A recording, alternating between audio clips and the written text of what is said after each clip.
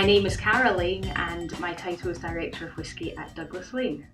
A day in the life of a Director of Whisky at Douglas Laing is wonderfully varied. It's probably the best part of my job. It encompasses everything from marketing and NPD through to social media, a bit of production. I love getting my hands on samples to do tasting notes, and now has started encompassing our distillery plans as well. I would have to sum Douglas Laing up as a fun, innovative, family-owned business with real tradition at its heart. We love doing things a bit differently. We love bringing out new releases, but at the core of everything we do is bottling whisky the way the distiller intended. So never any colouring, non-chill filtering, and at a high strength. We have plans to open our own distillery here in Glasgow, which is where the company's always been established. But at the moment we're not divulging too much. We're keen to quietly go about our business, get things all lined up and actually start distilling before we start shouting too much. But I can say we'll be revealing the name soon.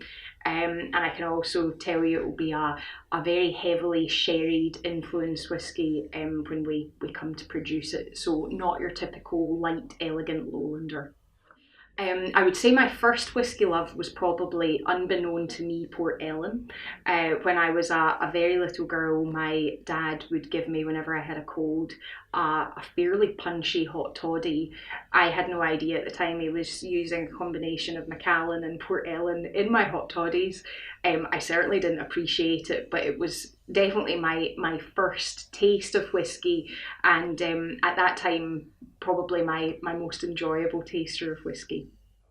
My current whisky love varies regularly depending on the season. At the moment I'm still in a sort of winter vibe, so I find nothing better than Big Pete at the end of the day. I quite often am found opening a bottle of that, but as spring is slowly approaching, I'm enjoying more and more a scallywag long with ginger ale and a slice of lime. It's a good one.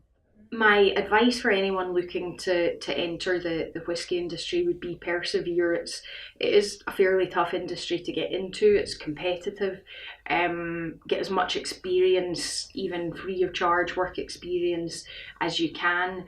And then just ultimately put together a strong CV, a personalised, strong covering letter that really demonstrates your enthusiasm and passion for the spirit in the industry. And that's certainly the sort of things we pay attention to in here.